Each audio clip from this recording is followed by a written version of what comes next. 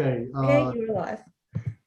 good morning, everybody. I'll call the January 13th, 2022 regular meeting of the Financial Advisory Commission to order. And we have with us in terms of commission members, Bob Burden, Vice Chair, Ed Meehan, and Jim Cardillo, who is participating by phone.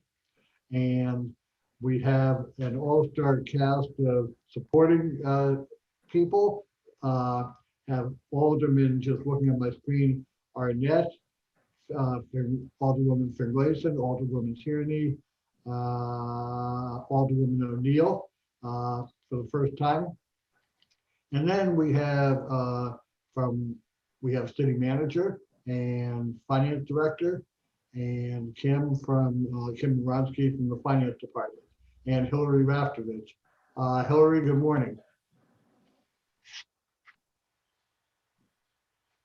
Okay, I assume Hillary is there. Good morning, sorry. That's okay. So again, we'll call the meeting to order. And first item of business for the commission members is review and approval of the agenda for today's meeting. It was sent out by email last Saturday. Are there any revisions or corrections to the draft agenda? Seeing none, I'll entertain a motion to accept the agenda as presented. A motion by Bob Burden, seconded by Jim Cardillo. Any discussion? Hearing none, all in favor of accepting the agenda as presented, please raise your right hand or say aye. Aye. Aye. I see unanimously approved. Now we'll go to approval of the minutes. As commission members will recall, at our last meeting on December 9th, I presented draft minutes from our November 10th meeting. There was some significant concern expressed by commission members about the lack of substantive content in the minutes. I'll put it that way. We noticed that the format of the minutes was dramatically reduced from what we've been used to seeing over the past umpteen years. And it was explained that the minutes were prepared in accordance with direction from city staff, and we deferred approval of the minutes until today's November 10th minutes until today's meeting. Since that time, I received and sent to commission members a revised set of minutes from November 10th, as well as a draft minutes from December 9th meeting. And I would comment that although those minutes are a little bit more substantive than the ones we reviewed on December 9th, they don't come anywhere near containing the extensive comments of our discussions and deliberations that we've been used to. I see that Hillary is here, and I'm going to ask Hillary to comment on the format of the minutes and why direction's been given to our support staff to essentially significantly reduce the contents of the minutes. And let me just make an observation.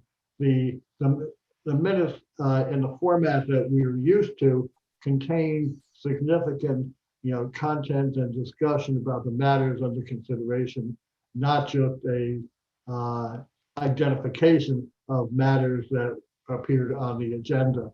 And we found that to be very, very helpful in going back, looking back over the minutes and trying to recall what the commission was actually talking about with respect to those different items. And that is lacking now. I think that anybody, council members or anybody else who may have been in the habit of looking at the fact minutes, meeting minutes, would be, I don't want to speak for them all, but a little bit concerned that there's no way for them to tell reading the minutes what really took place, at the fact meeting. So with that background, I'd like to turn it over to Hillary and ask her to comment before we go to whether or not we want to approve the two sets of minutes as presented to us. Thank you.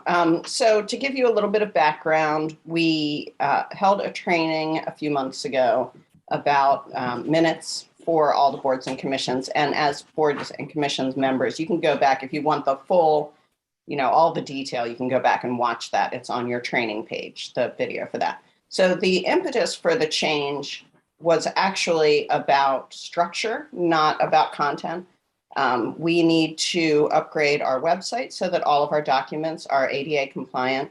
So I created a new format for all of our minutes takers to use that has things like the logo when you click on it. If you're using, so for somebody who is sight impaired, if they're using a screen reader, they should be able to, when it hits a logo, it will tell them what the logo is. The headers use a different format. The links are clear at the bottom. We have the links to go to see the video of the meeting or look at the agenda. And all of those things are now ADA compliant. So that was the reason that we changed the format of the minutes. The content part is actually a training that we've done. I know I did it 10 years ago with the city clerk's office. And this has been an ongoing thing where the policy of the city clerk's office is that the city does action minutes. The justification or the reasoning behind action minutes is that they are, they list the actions of a board or commission. And if you look at city council minutes, they're action minutes. All the council committees use action minutes.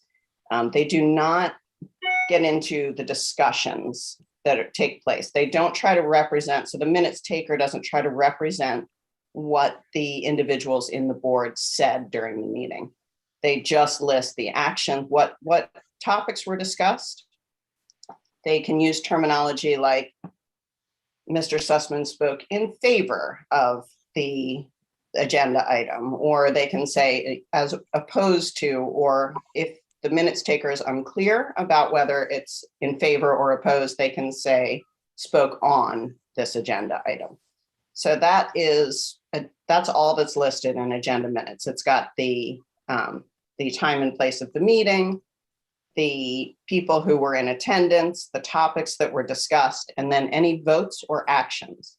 So whether it's a formal vote, sending a piece of legislation back to the council, or whether it's a vote to explore a topic or anything like that. Anything that an action is taken by the board should be listed in the minutes.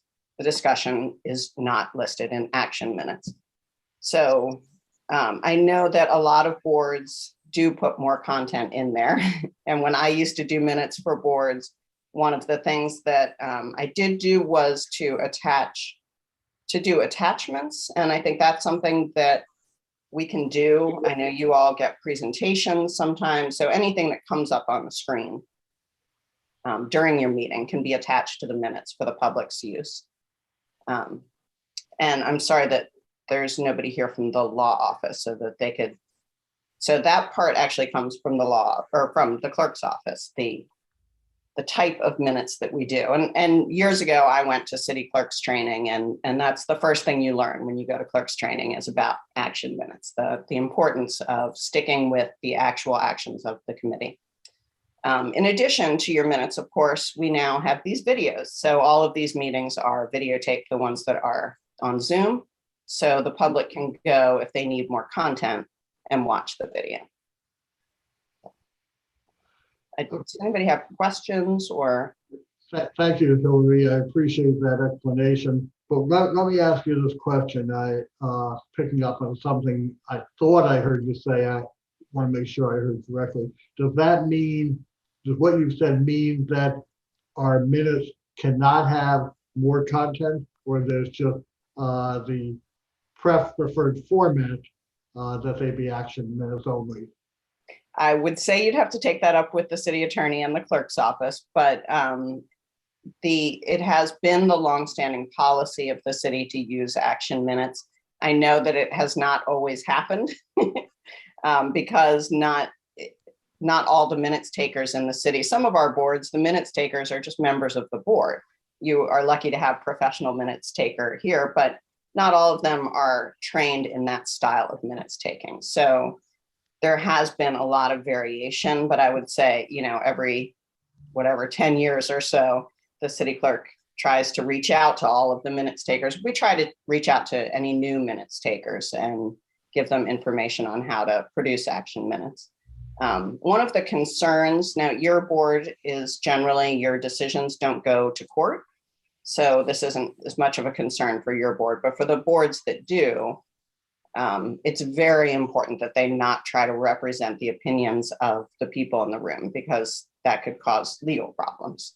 I don't think any of your decisions are subject to that, as far as I know. Maybe somebody could respond to that, but. No, I don't think they are, Hillary.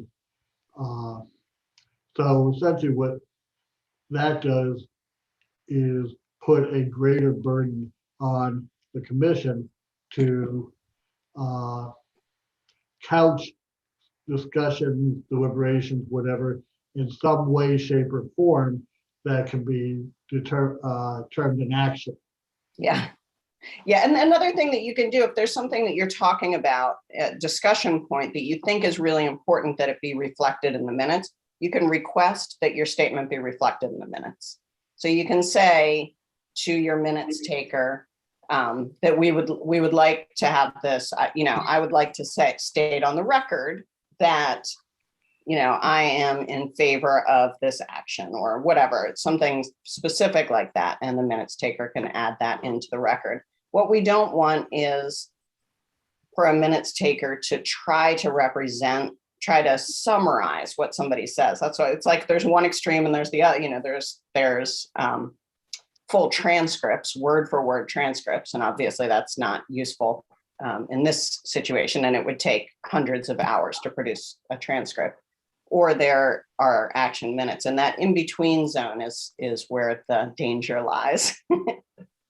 Thank you, Hillary. Jim Cardillo, I see your hand raised. Thank you, Fred. Good morning. Thank you for the explanation, Hillary. I think this issue was first addressed with Bob in the December meeting, and Fred had some comments earlier. I want to reiterate, I concur with them. I believe we are looking for something that captures the conscience of the committee that we don't see right now. And thank you for the guidance as to stating for the record prior to making statements. My other question would have been, do we need to adopt resolutions at the conclusion of the meeting, which are included? The resolutions could be in the form of, we've stated in this meeting X, Y, and Z. And it's not necessarily, I use the word resolution, but that carries a greater meaning. I'm looking for a way to ensure that the conscience of the committee is captured in the minutes. Yeah, I would return to that. If there's a statement that the committee wants to make as a committee, to offer it as a vote during proceedings, and then Kim would capture it as a decision made by the board. If it's a statement of an individual that you want reflected in the record, I would just request that it be placed into the record. Thank you. Thank you. Bob, I know this was a matter near and dear to your heart. Do you have any comments or questions that you'd like to pose at this time? No, nothing additional than what I expressed back in the December meeting. I do want to thank you, Hillary, for the more thorough explanation that you gave today. It is helpful. You did indicate that most of these boards and commissions, their meetings are video recorded, I believe, such as ours. Is there a possibility with each set of minutes that it's noted in the minutes that the meeting was video recorded, and where the reader of the minutes can go to view the video recording? Yeah, I think that's an excellent idea. We do that already on the agendas, but I can add that to the minutes as well, the link to the video board. Thank you. Alderwoman Tierney. Thank you, Mr. Chair. Hillary, I'm a little confused on what is the ambiguity with action taken? Why can't we state in the minutes action taken and therefore stay away from interpretation or what? You absolutely can. So there's nothing wrong with recording an action taken by the board or a statement by an individual. What we try to avoid is for the minutes taker to try to interpret what's stated by an individual. So you don't want a person on the board to, do 5 minutes on a topic and then the minutes taker tries to summarize that Right. and gets the intent wrong. So that's why we try to avoid it, as well as the staff hours that would be spent trying to interpret and get that down to that sort of Right. level of detail. Right. I would suggest that that's what these minutes are missing, is really action taken. Yeah, any action should be recorded in the minutes. Thank you. Okay, thank you. Alderman Arnett. Thank you, Mr. Chair. 2 quick points. One, I'm doing more research on this, and I'm going to be having a meeting with Hillary and the city clerk. But I would want to inform the group that when this was discussed with the city manager in some form, and I don't remember which that was, and it wasn't captured in the minutes, but he cautioned that the videos also come with legal problems and legal restrictions. So I do think this is something that needs to be followed up in more detail with both the city clerk and the city attorney to get a better footing. The stark contrast before and after is, I think, what is the shocker. And I know Hillary has been trying to work with me, calm me down and things like that. But it does seem like there's a mid-ground that really can be helpful. And I had my culture shock with this when I tried to get up to speed with the Audit Committee, and I was reading the earlier minutes, and they were fabulous. I really knew what the committee was doing. Now, they may have violated some action minute rules, but then when I hit the September meetings and particularly there were some important things that were discussed in the November meeting, like risk assessment, and there was nothing, and not even an attachment. So I had to ask one of the committee members to send me that. So I think there's a middle ground here. I know for a fact that there are federal requirements and laws, because my sister takes minutes. She works with disadvantaged children, and in formal meetings, they take minutes, and there are very scrupulous rules. But I think there is latitude to be a little more informative in the minutes than what we're having now. And again, I don't mean this as a criticism of anyone. This is something where the city from time to time, as Hillary will tell you, we sort of get overboard and then we get pulled back from the brink. And so it just has to be sorted out. But the purpose of minutes is to let people be able to go to those minutes and find out what was done by that body. And I don't think we're there with this new format. I do, Hillary, you did clarify this is a change in format, not necessarily a change in content. The other message I heard is it clearly cannot be substituted like a transcript, and that there are certainly legal problems when the minute taker tries to encapsulate the meaning or the statements of one of the people on the committee who's speaking. So I think there's more work to be done. And Hillary, I've been remiss in scheduling that meeting with you and Regina, but I will get on that. Thank you, Alderman. Alderwoman Finlayson. Thank you. I too have had conversations with Regina about the same subject, and we can make requests. You may make requests during the meeting to say we need these specific subjects captured in the minutes. And I think, Hillary, correct me if I'm wrong, but they will accommodate you as needed. So if there's something specific, a presentation or a specific discussion, you do have the opportunity to say, we need to capture more of this in our minutes. Okay, thank you for that follow-up. Other comments or questions? Ed, Just very briefly, my sense is I really thought the minutes that had been done in the past were very well done, and that they are a good communication tool to people who may not have an opportunity or to sit and review the whole meeting, right? And so the fact that it's all taped, that's great, and that's very helpful. But to the extent it would be possible and consistent with city policy, I too would agree with the idea that the way we provided content in the past was of great value. I do understand the legal concern, though not exactly in this context. I've had experience with advising organizations about minutes, and the problem in organizations that do not record their meetings is that people will often inevitably have trouble remembering years later what was discussed.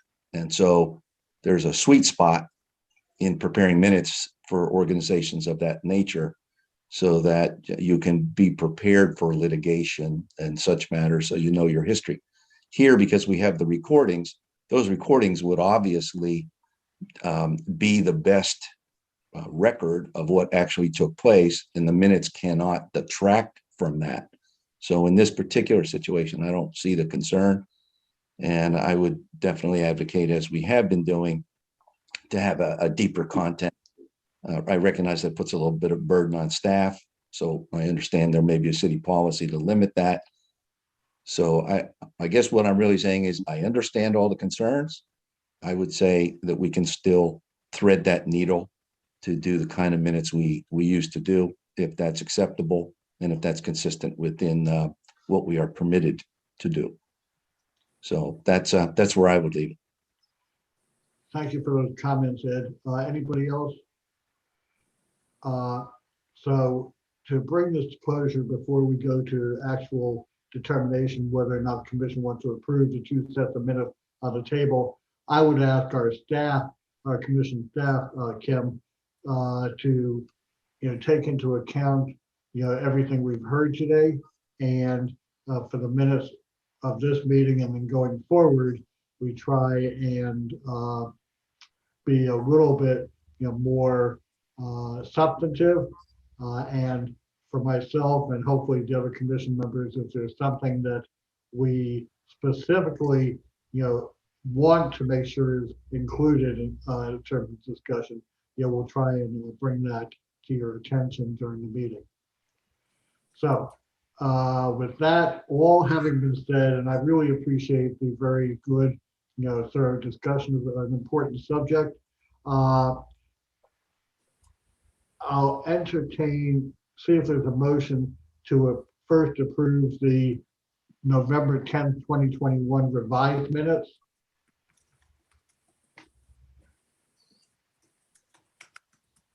I do not see a motion to approve the November 10th, 2021 revised minutes. Is there a motion to approve the December 9th, 2021 minutes?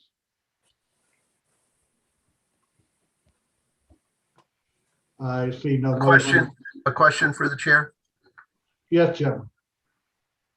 My question would be, would it be possible to have these minutes resubmitted for reconsideration the December 10 the December meeting? Is this the December 9 meeting, or is this fine? Is this, in terms of the preparation, is this final? Well, this is what's been presented to us as the minutes of those two meetings. And it's up to this commission to determine whether or not you want to approve them. If you don't, Yeah, well, hold on a second, Jim. okay. If the commission does not want to approve them, then I would entertain a motion to send them back to staff for reconsideration, and perhaps expansion a little bit and consistent with the discussion today. Okay, thank you. I was looking for something more along the lines of reconsideration rather than rejection. Thank you. You've stated it. Bob? Yeah, Fred, we're looking at minutes back from November and December. I don't know how extensive the minute taker kept the notes of those minutes and whether it's possible to go back, given the instructions that that minute taker had back at the time, to be able to add more of the content of, what we discussed in the meeting. I think Hillary's still there. Do those notes still exist, Hillary, to be able to add more content, or are we just kind of whistling in the wind here? No, we work, There's a video. I don't know Kim's work process, but we generally work from the video. So the video still exists of the meeting. Okay. So. Okay. So the possibility does exist to send these minutes back for more content. Yes, and I would ask that Kim work with Regina to see what can and can't be included more specifically. Thank you, Hillary and Bob. So as I was saying, I did not hear a motion to approve either the November 10th or December 9th minutes. At this time, I would entertain a motion, if anybody cares to make it, to send both of these sets of minutes back to staff for further review and possible expansion consistent with our discussion today. Is there move. Motion by Bob Burton, seconded by Ed Meehan. Any discussion of that?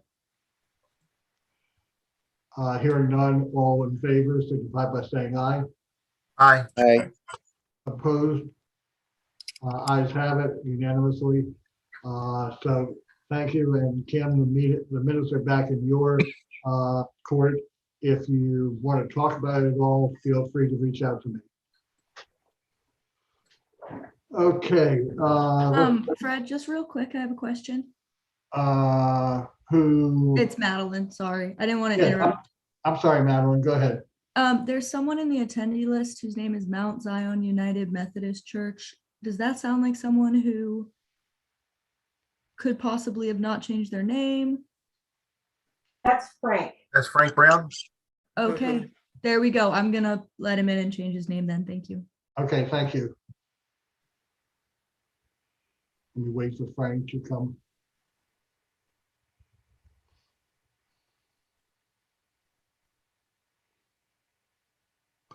Fred, it looks like Jody has her hand up. Jody, you have a hand up. Okay, I'm sorry. Good. Good morning, everyone. I apologize for my late arrival. Okay, Frank, good to have you. Go ahead, Jody. Yes, I'm sorry. I've got somebody coming in and out of my office right now, so I have to keep my mask on. I wanted to comment on the instruction to send the minutes back, just a couple of points that you kind of covered. That means that if she doesn't have her notes, she's likely going to have to go watch the meeting all over again from front to start. And I don't know if you want both November and December redone, but she's got to watch the entire thing again. And it may put her, as Hillary said, she's going to work with Regina. You've told her to do something different than what she's been instructed to do from the other end. So she's kind of being pulled in two different directions. So I just want to say I'm going to have her confer with the Office of Law and make sure she doesn't do anything that violates her instructions from there. Okay, that's fine. Understood. Yes, Bob. Yeah, Jody, very much appreciated what you've expressed there. That's why I asked the question I asked. But nonetheless, it would have been tremendously helpful if this commission and perhaps other commissions would have been advised ahead of time that the minutes were going to be changed to reflect less than what they normally reflected. It would at least give us some form of advance notice as to what to expect. So we're kind of in that gray area right now. Do we let these 2 minutes go by as they are, and then for future minutes No, get more I to where we understand want why. to be? Or I understand why the commission took the action. I'm just saying this putting Kim in a very difficult, in a somewhat difficult position. And I will tell you that the audit committee and the FAC enjoy Kim's services, and she may be one of the few that are having this issue because her minutes are so thorough.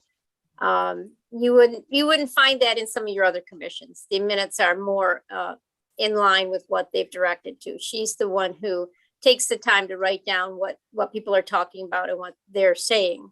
And so you've enjoyed it from the audit committee perspective and from the FAC. And those are the minutes that were more complete than the other commissions. Okay, thank you, Jody. Thank you, Bob, and thank you, everybody. And Frank, just to bring you up to date, we spent since the beginning of the meeting discussing minutes, format of minutes, and concern over the content of the minutes. Yes, sir. I was here. I could hear it. I just couldn't chime in. Oh, okay. Very good. Okay. Well, hopefully add some value to this discussion. I don't know exactly how Kim prepares the minutes, but I have to prepare the minutes for another committee I belong to.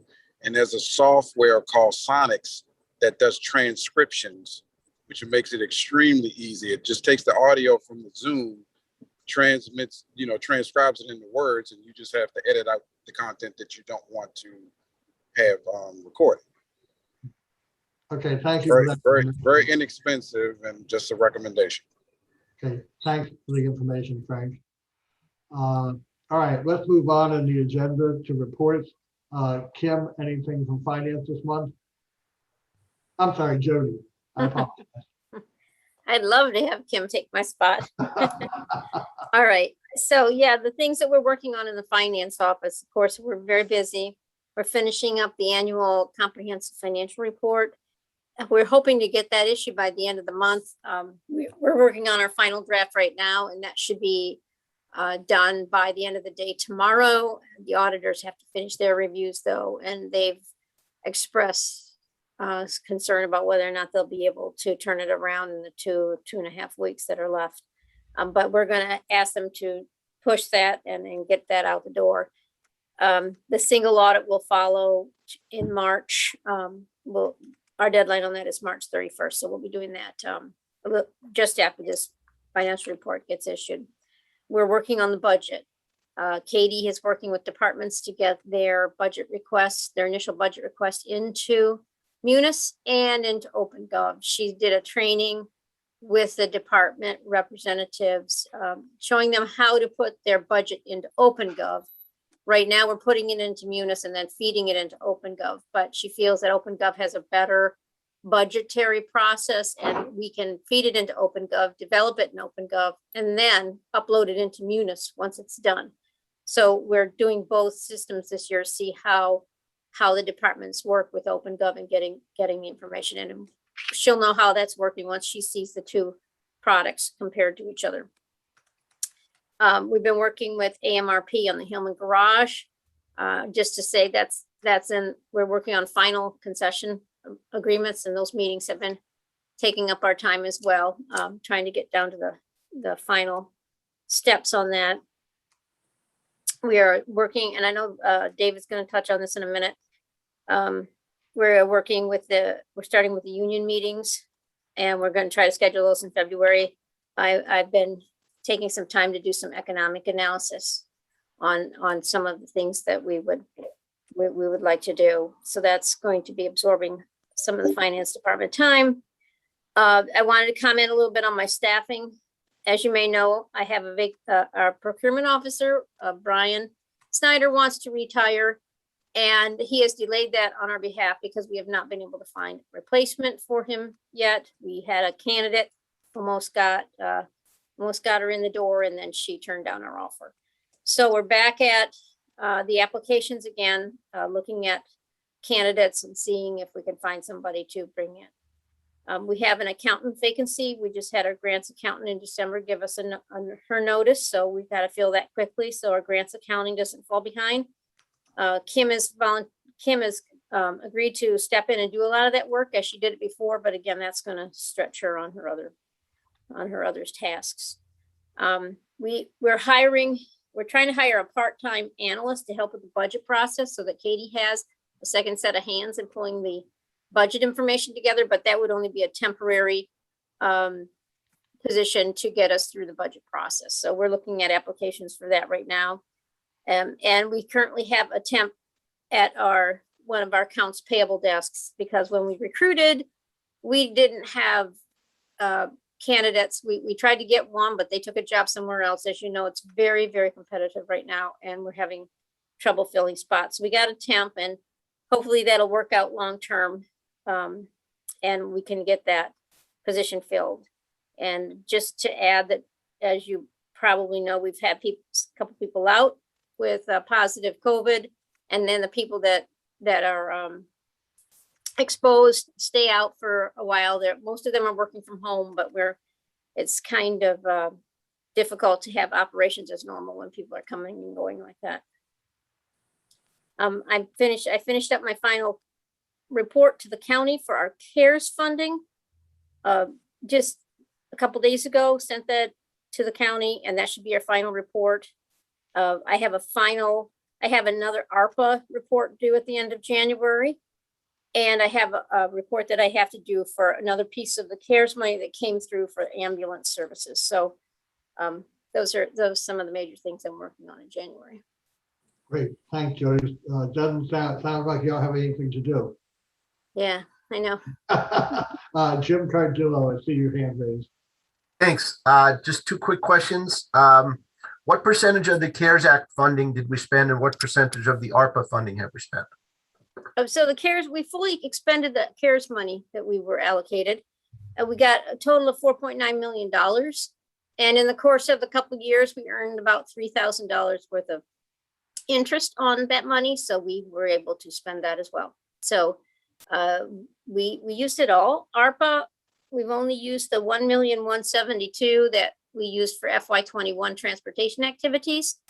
That money has been set aside to serve as revenue replacement for the drag on our revenues for the last 2 years. And that's what the administration intends to hold that money for, to get us through FY22 and 23.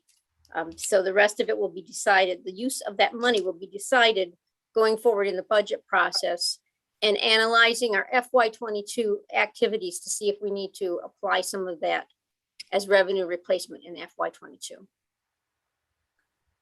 Thank you. Okay, other questions of Jody? Thank you very much, Jody. Appreciate it. Next, David. Good morning. Good morning. Good morning. So what's happening with the Resiliency Authority? Let me just echo a couple of things that Jody said first. So COVID not only is affecting finance, but is also affecting all city departments, including public safety. So we're struggling to get through this phase that not only is spiking in the general population, but also among city staff. So there's not serious health issues associated with it, because most of them have very minor symptoms or asymptomatic, but yet they still have to quarantine and go through that whole protocol. So we're working through that. As far as the Resilience Authority goes, there was a selection made of an executive director. We haven't released the name yet because they're still negotiating with that individual. So we're not sure that they will accept the position, but negotiations are ongoing. So we're very hopeful because the person's a very good candidate. Jody mentioned the labor relations are continuing, so I don't really have a whole lot to add. We're going through the process and still have a target date of March to wrap that up. I will to wrap what up? The entire negotiation process? Yeah, and have a CBA, yeah, to present to the council. Yeah, and to present to you all before it goes to council. I guess everybody that reads the Capitol Gazette newspaper saw that the Hillman Garage project is moved back to March. That's mostly due to what Jody mentioned, that the development agreement is still under development, still being negotiated, still has a bit of work to do to get that completed. That's a very complex agreement. That's a 30-year agreement to finance design, build, operate, and maintain the new garage over the long term for 30 years. So we need to get that right. So I would rather take time and get that right rather than try and rush it and start the project earlier. We actually got the first draft of that from the developer the day before Christmas. So it's still going to be a very abbreviated period to get that negotiated. But we are working on that very diligently and spending a lot of time to get that right. One other thing, I saw Jim's email about performance measures and who's going to take over the responsibility for those. At some point, we will have a new assistant city manager that will take it over, but until then, I've got it, along with everything else that the assistant city manager was handling. So I've got all this for now, and we are going to fill that position, and then that will be transferred back to that individual. Thank you. Thank you. Thank you, David. Appreciate it. Any comments or questions? Alderwoman Finlayson. Yes, thank you. The question is about the position, David. That position was when the council approved the funding in the budget, it was supposed to be an assistant to the city manager. When it was filled, it turned into an assistant city manager. So which position are you filling? Because I think only one is in our code, is it not?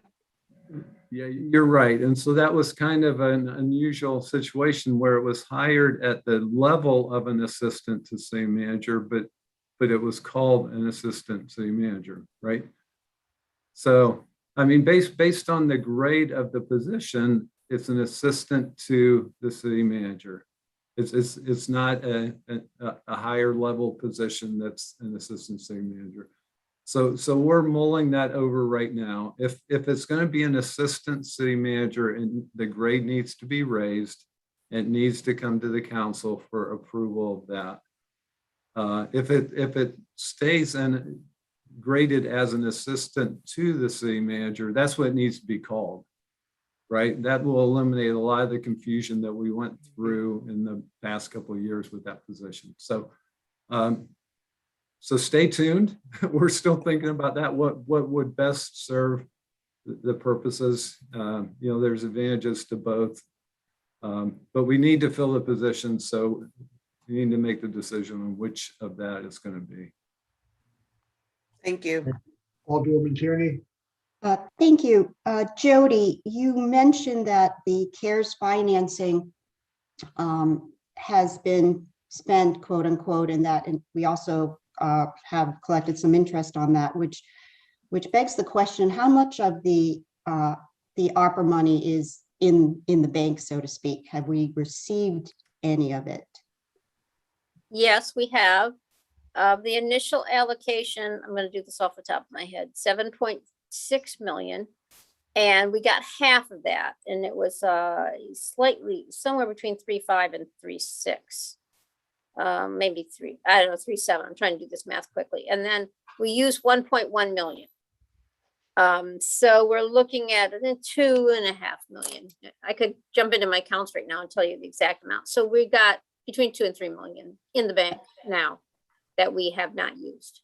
And then we will be getting the other half of the cash in May or June. I got the first piece at the beginning of June, but it should be coming sometime in the next 3 or 4 months.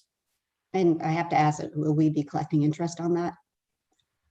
So the money that we currently have that we're sitting on, yes, we are.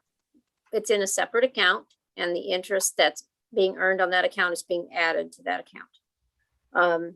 And we aren't collecting interest on the piece they haven't given us yet. Right. So the answer to that part is no. Until we get it in the bank, we won't be posting interest to it. It's not a lot of interest compared to the total amount, just a couple Right. $1,000. But it's secured. Great. Thank you so much. Mm-hmm. Thank you. Bob Burden. Yeah, Jody, just to follow up on that question, if I recalled correctly in your report, you did note you did note that those funds in ARPA that haven't been spent are being held in reserve to be able to, I guess, in essence, balance the budget this year and into next. Is that correct? Yes, what we had experienced in 20 and more so in 21 was pressure on our revenues, not going up as quickly as they would have, some of them going to zero, some of them being significantly reduced.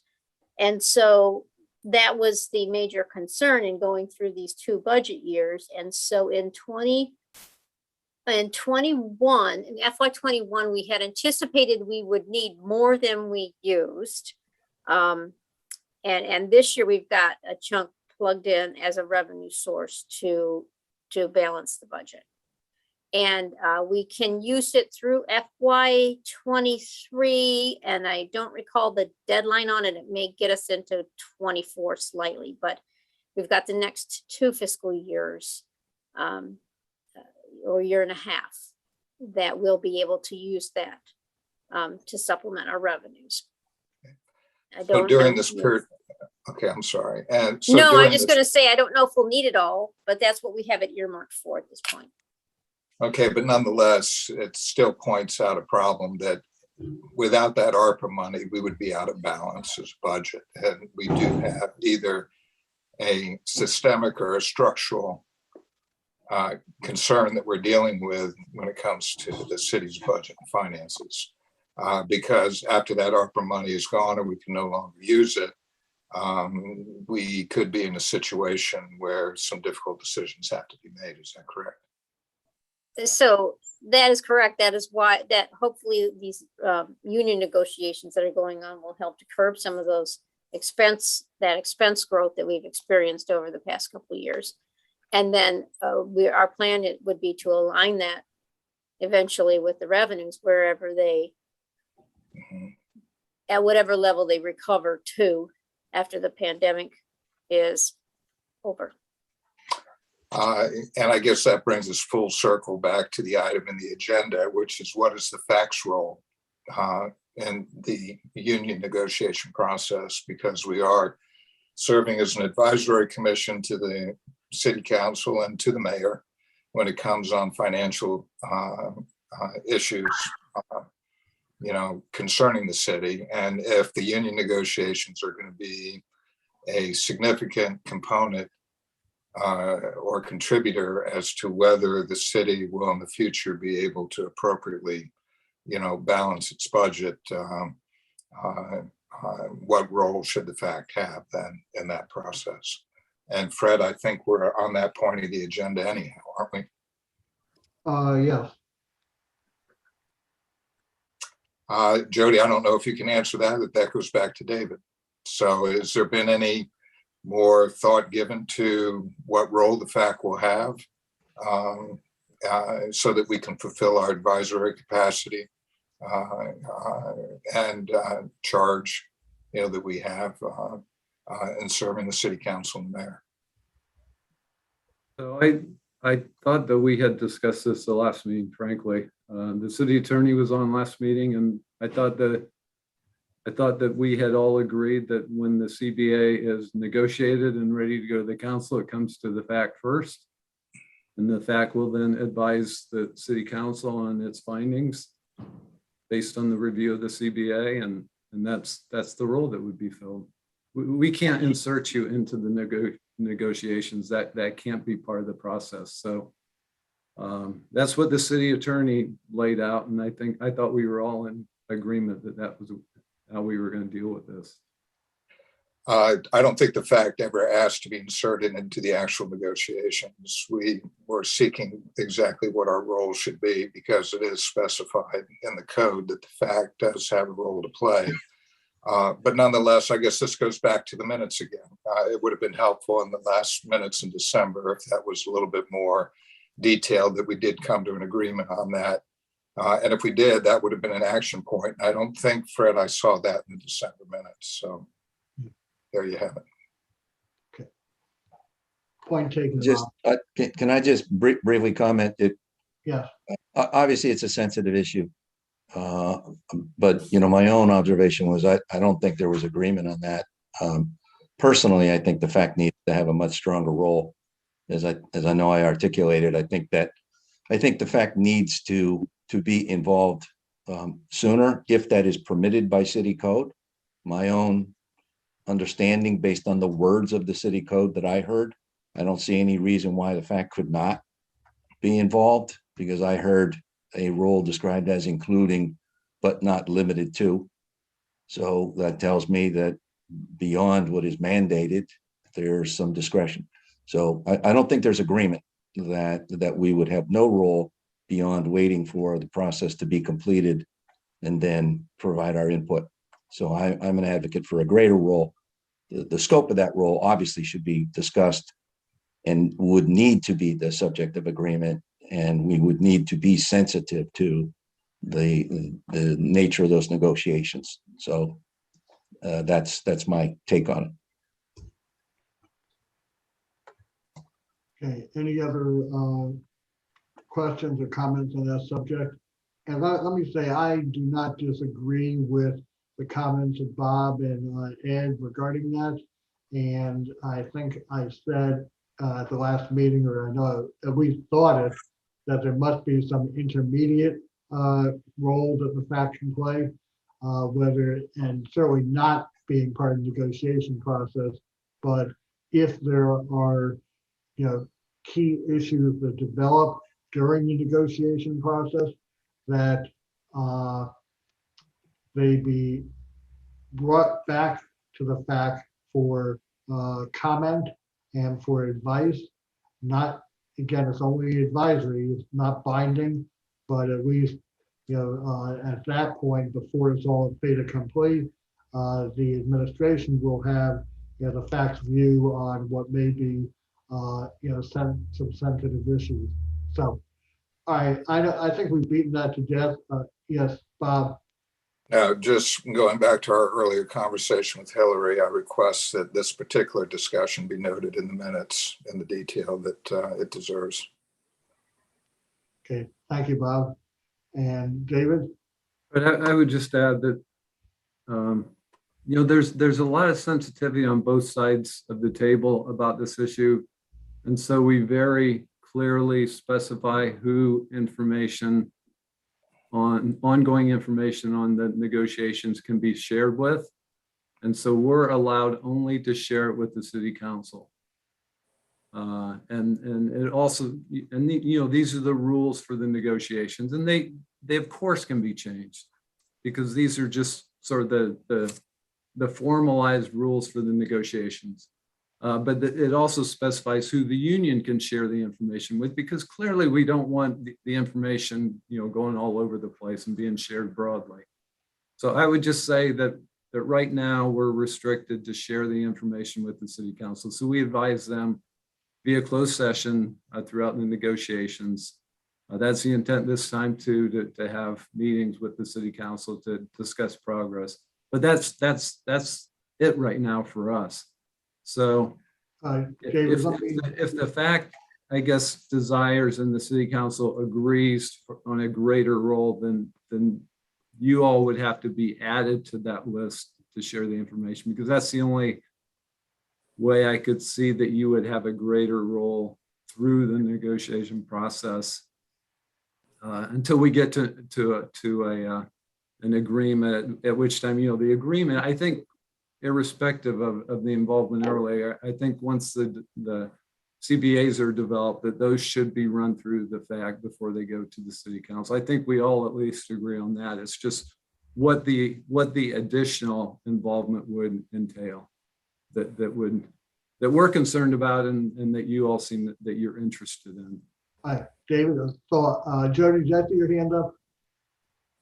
No, a thought. I think you just said that you are authorized to share information with the city council. And do you envision that during the course of these negotiations, you will be sharing information with city council? Yeah, I must not have been coming through very clearly. Yeah, that's our intention, is to have closed session meetings with the city council to share the progress and just generally how things are going. Okay, so let me throw this on the table. Since we are advisory to the city council and the mayor, there's nothing to suggest that if the city council seeks our guidance or advice on something that you are bringing to them for informational purposes, the city council could say, we would like input from the FAC on this particular issue. At which point you could go back to the union and say, city council has requested our financial advisory commission to look at this particular issue. It will be done in closed session to maintain the confidentiality. Is that okay? So that's one way. Just sitting here, I see a potential for the FAC to have some surgically precise involvement and providing guidance as requested by the party to whom we are directed to guide. So anyway, that's a thought.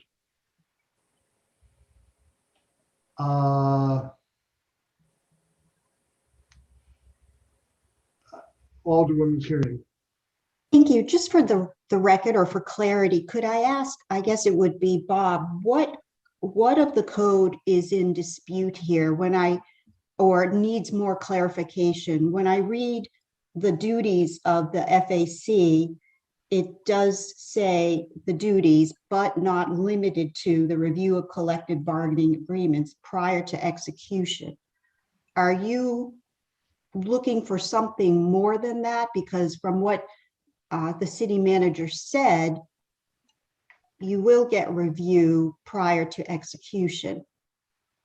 Where should there be more clarity, or is there a dispute in what the code says, just for my own information?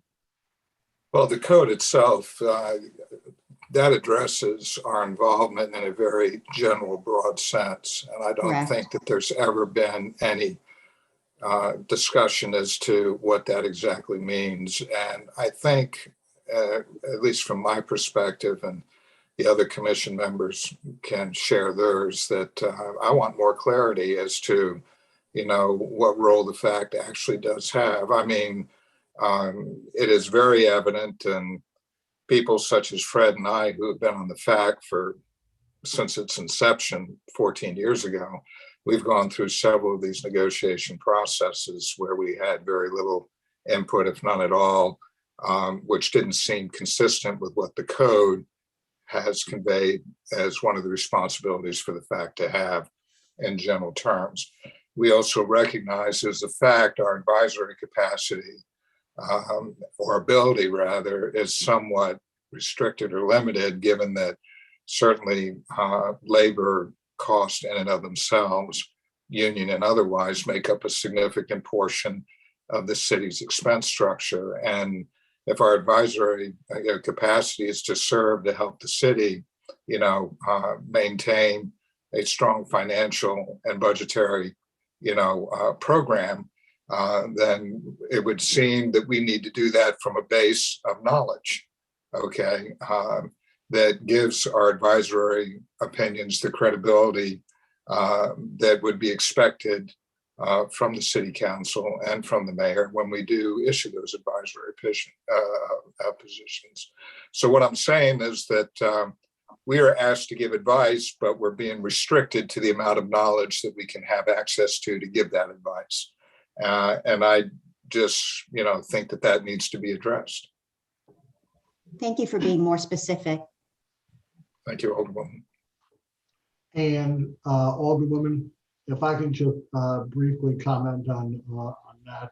I think some of the concern that FAC members have expressed, over the past few months is that if we limit FAC's involvement to reviewing the fully negotiated collective bargaining agreement, it's a fait accompli by that point, by the time it gets to the council.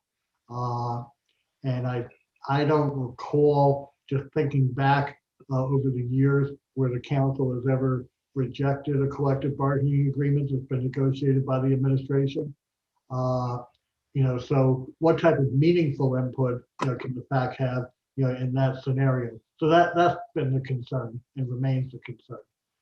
Yeah, let me just suggest that I think that from watching this in years past, that it's a question of timing of the review and not so much involvement in the negotiations. That I see your review it should be timed so that you do have enough time to respond to the council and that you're not seeing it for the first time with the council. I'm just suggesting it might just be a matter of timing and not so much involvement in the negotiations. And I'll just end with that.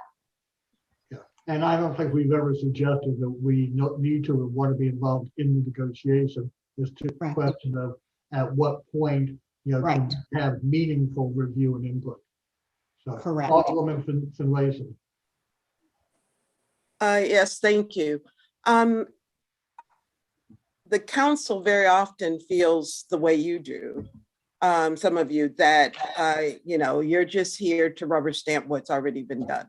So we understand that feeling because we've had it on many occasions, not necessarily this year, but we have definitely felt that in the past. I would like to suggest, and this won't help this year's negotiations because they must be well on their way to a negotiated agreement. But in the future, starting in the fall, that you have an opportunity to weigh in with your parameters for bargaining for the upcoming year. The council has asked for the same thing, that before the process begins, because once the process begins, and Fred, you're aware because you've been involved in these things in the past, how sensitive and closed those negotiations are because they are negotiations. So things change from one meeting to the next and oftentimes within meetings. But if you have an opportunity to share what your parameters are for bargaining for the coming year, then you will have an opportunity to weigh in on the big picture. And that doesn't mean that you don't have an opportunity to weigh in on the minor details, but I think that may be helpful. I know it would be helpful from the council perspective. And I think at the same time that we're giving our parameters, that you also have an opportunity to share yours. And then you'll have something by which to measure at the end of the process, whether your parameters have been met or not. And we likewise would do the same thing on the city council. So, that won't help this year. But starting in the fall, and I suggest that we definitely start in the fall to say, what is it that we can afford to do from your perspective as a city in the bargaining process? And that way you'll also have an opportunity to see the other side of that coin, in that you may have an opportunity, if you choose, to hear the parameters of the unions, the 4 bargaining agents. What is their objective in bargaining for this year? And hopefully, there is some commonality between the groups. So from an, old bargainer from way back, that's my suggestion. Thank you. Very much, Councilwoman. Greatly appreciate your thoughts and your suggestion. Anybody else on this subject before we move on? No? Thanks again for another very good, healthy discussion. And council members, I think I take back what I said at the beginning of the meeting. This will be a short, non-substantive. Don't expect any good discussions. I think we've had some very, very good discussion today, and we're not finished.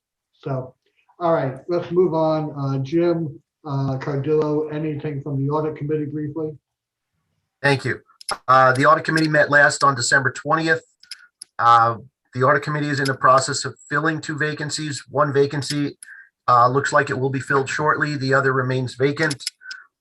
In addition, in order to set its agenda for the upcoming year, the Audit Committee has a subcommittee of 1 one citizen member who is undertaking the task of a citywide risk assessment to determine where best to focus the audit committee's activities on. Okay, thank you, Jim. Any questions or comments about Jim's report?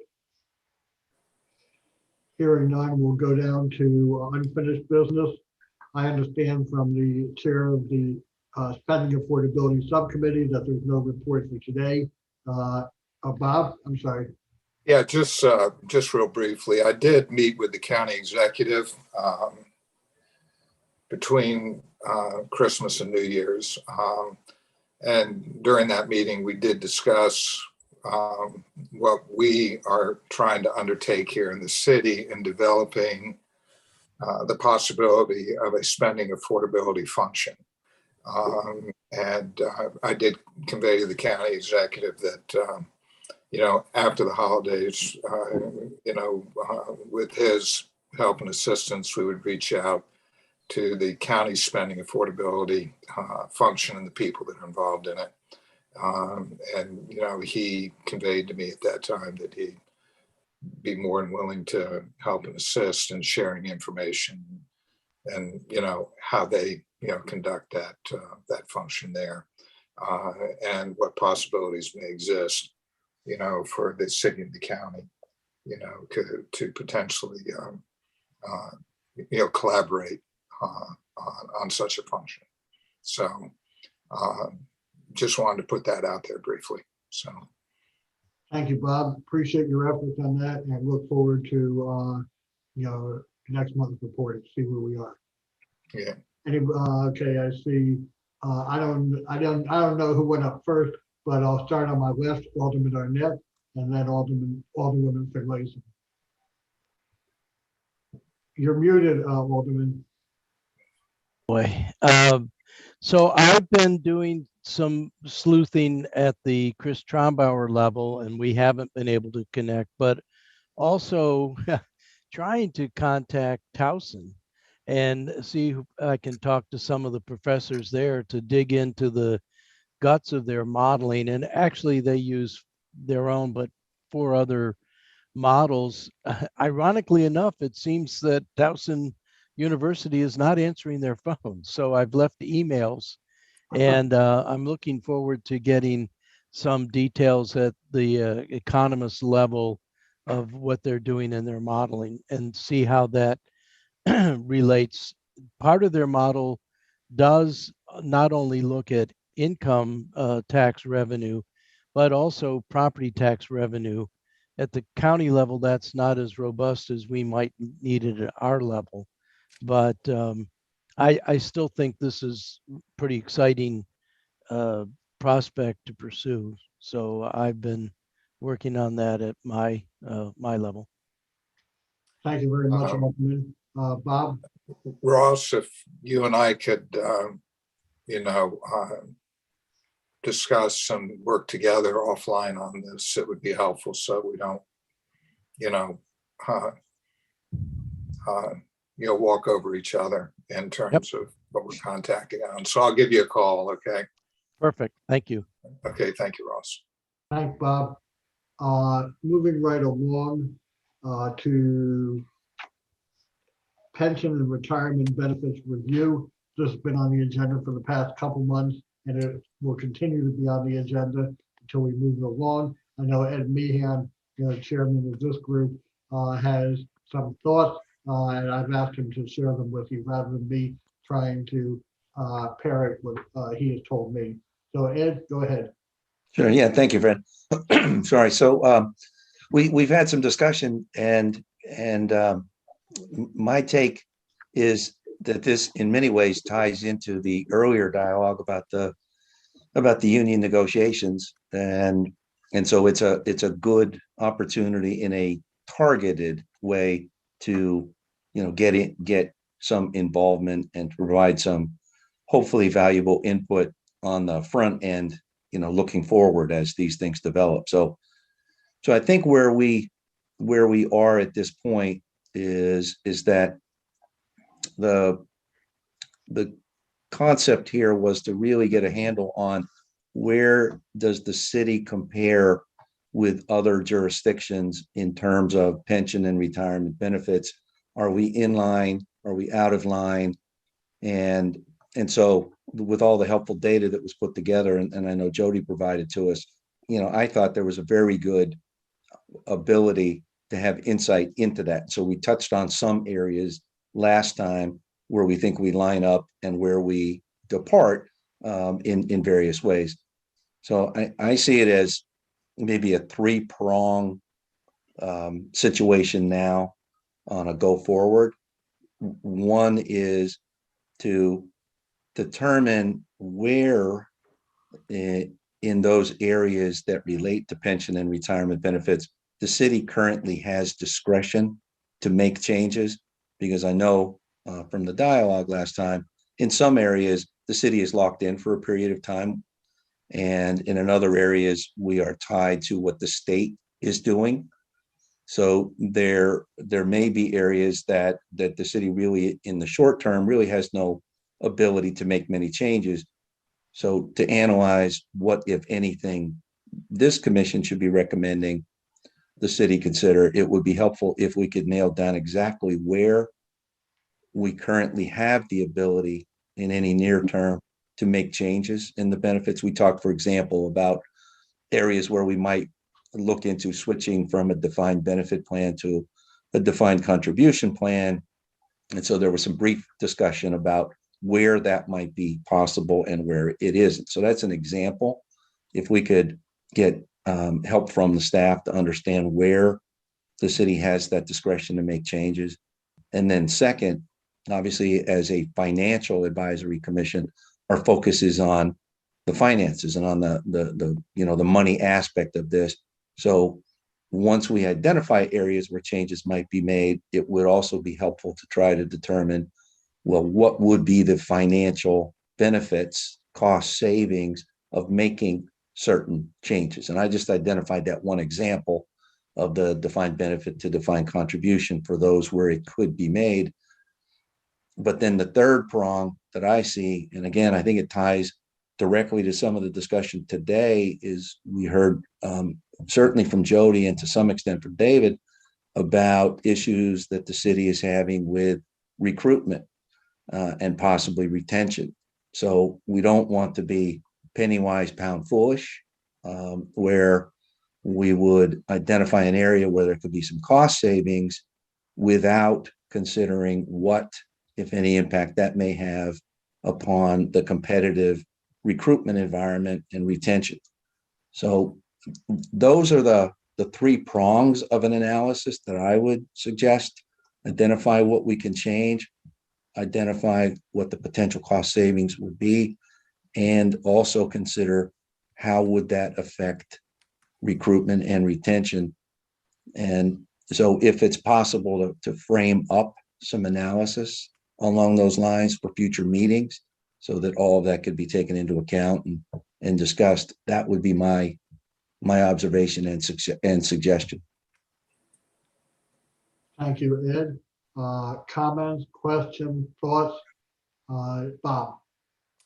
Yes, Ed, in your report that we discussed in the December meeting, and I have it up in front of me here, you posed a series of, I thought, very good questions, A, B, and C. And those seem to fit into the three prongs or the three areas, that you just suggested when we're talking about, what can be changed, what would be the cost involved, and how would that impact recruitment and retention. I don't know that, perhaps it might be helpful if we go over those questions that you did pose, and you pose those under the heading of other issues in your report.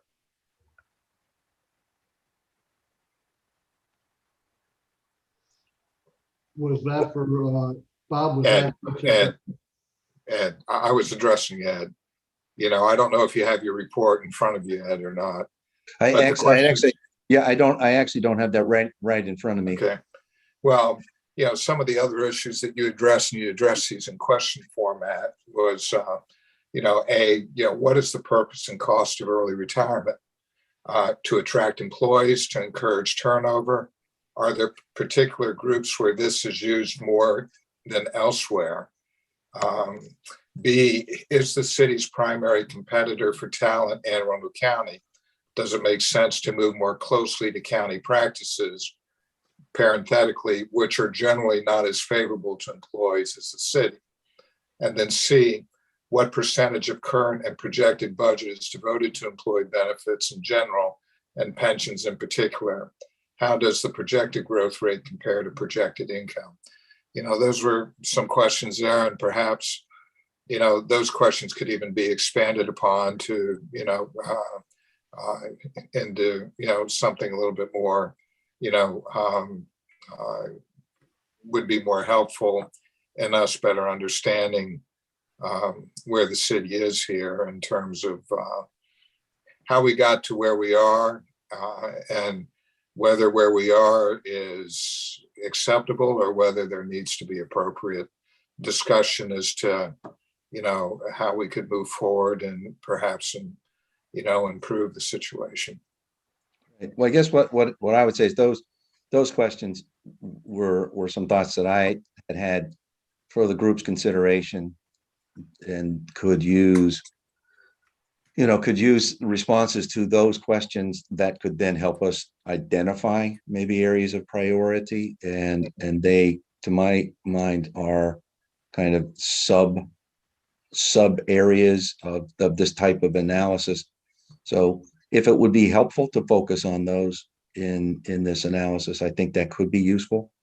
But to be very clear about what I was trying to do is really try to help lead a discussion or get us to areas where we could all give some thought, and then see how we best target that going forward. So I think those are what I hope are helpful areas for people to focus and see if that can help us as we move forward. Well, I think one thing that attracted me to those questions is that I believe what you're getting at is it's important for us to understand why we are where we are right now. Right. Okay. Yeah. How did we get here, and what ability do we have to change the path if we conclude that the path needs to be adjusted?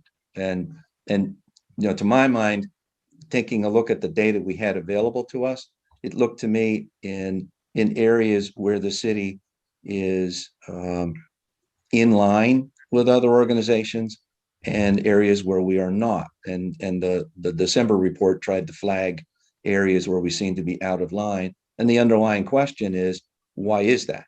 And there may be very valid reasons. And it may be that the city has made determinations in prior negotiations and in other decision-making to be out of line for a very specific, very valid purpose. But organizations periodically need to consider where they are. And so I think we're at that point. And that's what I was trying to flag. Do we want to stay on that path, or do we want to adjust it? Which then goes to that first question that I outlined today, or what I called the first prong. What can we adjust? Because there may be some limitations on it. So yeah, thank you, Bob. It's a way to try to pull it all together, I think. And before I call on Alderman Arnett, Alderwoman Tierney, and Alderwoman Finlayson, and how much of what your three prongs are we looking to staff to assist with? Well, I would say that I would expect that staff would be able to identify the areas where the city has an ability to make changes. And the second area is what, if any, cost savings could be associated with those changes is something that I believe it would have to be within the purview of staff as well, to give the commission at least some idea what are the benefits of making potential changes. Then the final area of what are the impacts on recruitment and retention seems to me maybe a blend where we can have direct information from those at the staff level who, for example, are right now trying to fill positions. To what extent are the pension and retirement benefits a focus of the discussions with the candidates? How important are those particular provisions to these candidates?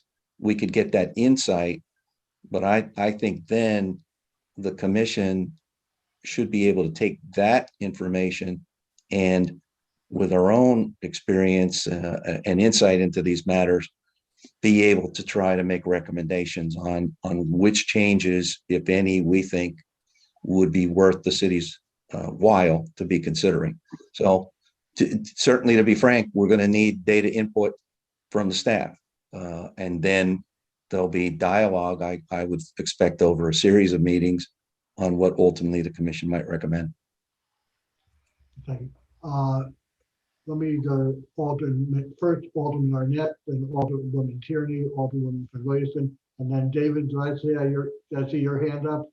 And then City Manager. So go ahead, Ross. Thank you. I just want to point out that I'd forgotten how rich Ed's report was, and maybe one of the ways, and I'm going to be suggesting this to the Audit Committee as well, we can help the minutes is these reports be submitted in writing and made an attachment to the minutes. And then when we want to go back and review what was discussed, it's going to be there. I really like the three-prong approach and the threads that Ed has mentioned, and I think that it is something we need to pursue. But just going back to the strengthening the minutes, I think getting these reports in some sort of outline form or whatever, that they can just be made as an attachment, could be a very helpful thing. Before I go to Alderwoman Tierney, Kim, I would like to ensure that the substance of Ed's comments about the three-pronged approach be part of the minutes.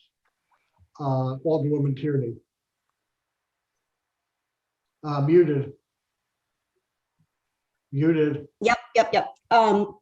This is a little bit of memorialization or documentation. I don't know if everyone knows what we're talking about, and I assume that it's this one-page document that was attached to the agenda last month, a one-page document undated.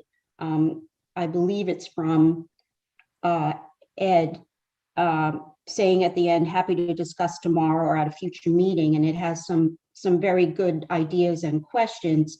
But I have a two-part question. Is this something that we want to memorialize and have in the agenda to track? And as such, I'd like to defer to the city manager on having some guardrails on what we can or what we cannot discuss publicly in the interest of any future negotiations. Okay. That's a good suggestion, Alderwoman Tierney, with respect to memorialization of Ed's memo from last month. And I would ask, Kim to see that is either incorporated into the minutes from last month or attached to the minutes from last month. Well, Fred, if I can just comment briefly, and maybe I didn't exactly pick up the sense of where the Alderwoman was going, but what I had flagged, and this is, and I do have it right in front of me now, this was my November 9 email to you, Fred, which then you sent to everybody on the commission. So I flagged, I guess, five different areas that relate to pension and retirement. Apropos of the earlier discussion, I personally do not know whether any of those 5 areas is now part of the collective bargaining discussions, but they well could be.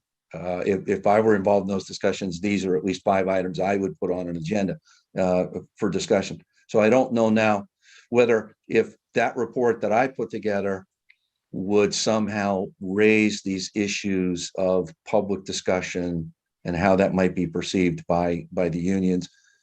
So that seems to be an area of some sensitivity, and we're going to need to get some guidance, I guess, from the city attorney.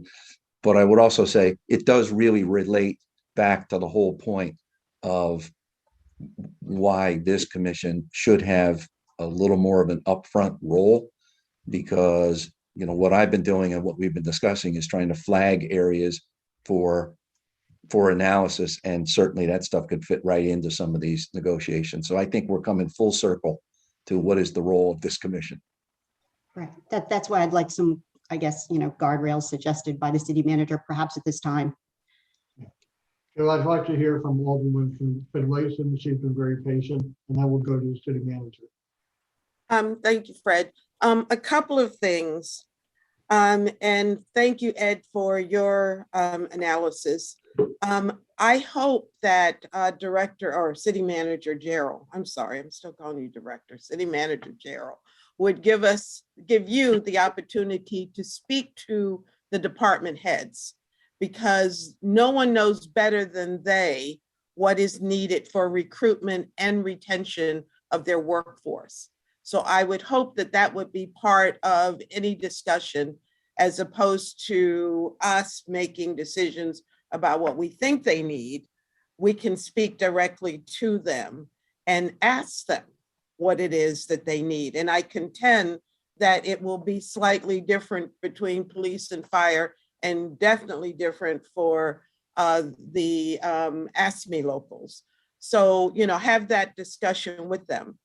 The other piece has to do with the institutional knowledge. Ross and I were part of the interest-based bargaining that began, I guess, in 2009. I know we ratified that agreement in 2013. And we took giant steps during that 13-month bargaining process to bring our employees up to a level comparable to surrounding jurisdictions. And it meant a 10% pay raise pretty much across the board. But the fact that they had not received a pay raise in, I think it was either 8 or 9 years, played into why we had to do what we did.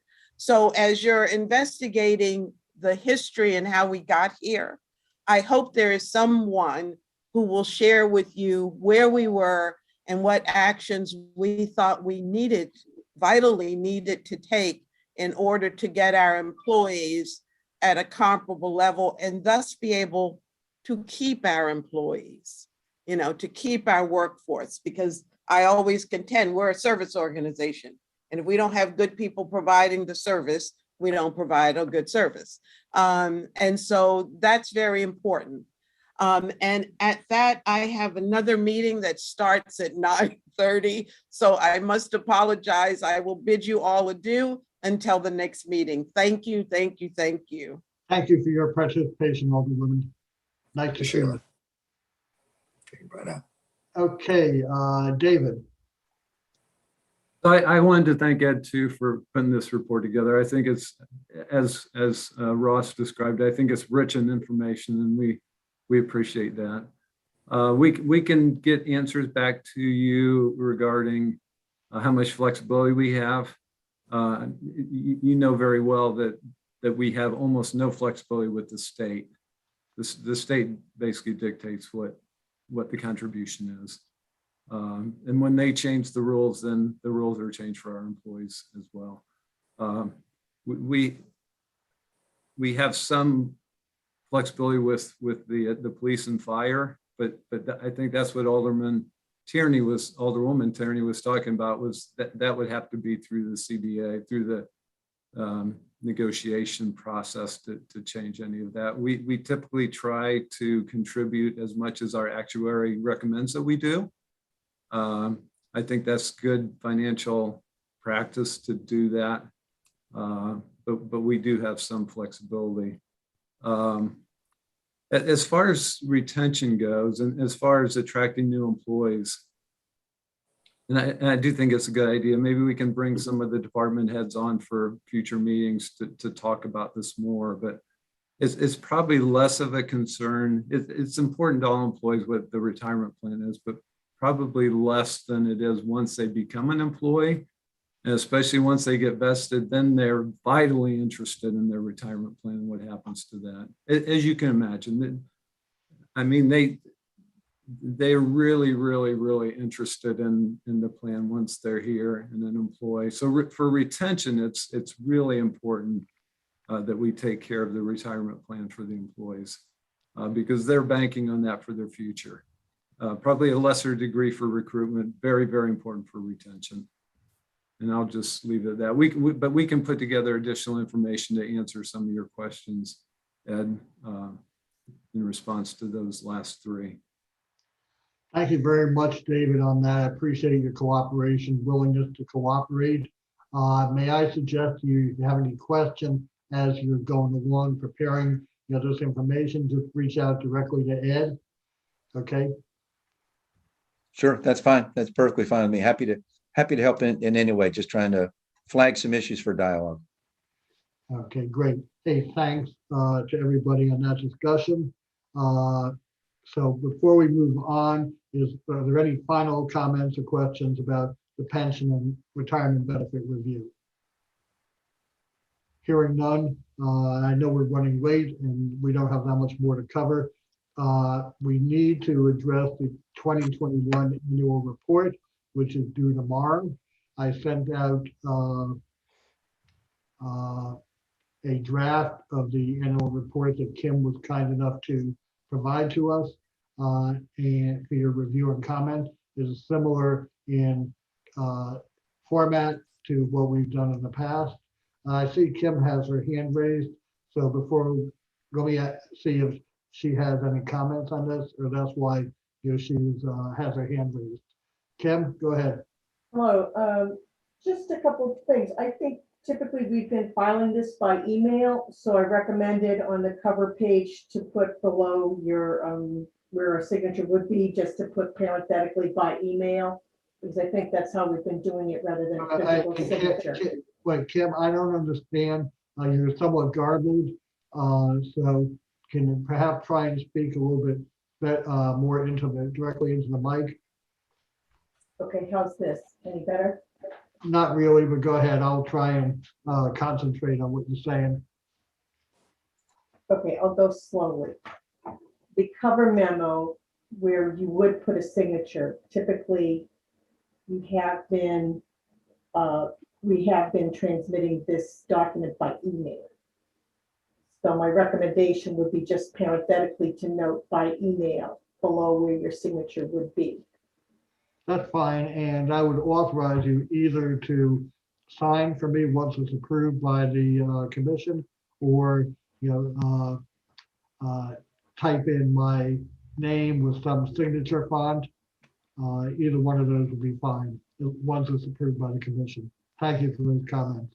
And secondly, I'm going to fix my name in one place, so that's all. Okay, that's fine. Comment, question from commission members regarding the draft annual report?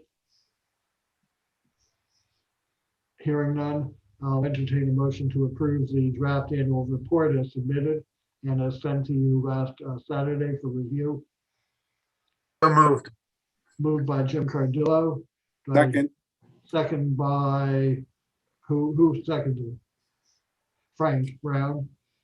Any discussion? Hearing none, all in favor signify by saying aye or raising your right hand. Aye. Opposed? Unanimously approved, Kim. And finally, election of 2022 chair and vice chair. I spoke with Bob. He indicated that he would like to continue to serve as vice chair, and I am willing to continue to serve as chair if that's the wish of the commission. So I'll open the floor. I move that we retain Fred Sussman as the chairman and Bob as the vice chair. Motion made by Frank Brown, seconded by Jim Cardillo. Any discussion? Hearing none, all in favor signify by saying aye or raising your right hand. Aye. Three yes and 2 abstentions. All right, Bob, are you voting yes? I think you and I need to abstain because we're the candidates, right? Right. That's why I was raising my hand to make that point. Okay, It's a 3-0 unanimous. Hold on a second. I'm gonna, for reasons, because we are typically a 7-member commission, so it takes 4. And if Bob and I both abstain, that's only 3. So I'm gonna suggest, Frank, you break the motion down into 2 motions. One to approve me, and then Bob can vote on that, and then one to approve Bob, and I can vote on that. So do I hear a motion, Frank, to approve Bob Burden as vice chair for 2022? I so move that we accept the nomination of Bob Burden as vice chair of the committee. Okay. Second. Seconded by Jim Cardillo. Any discussion on that? I think it's an excellent idea.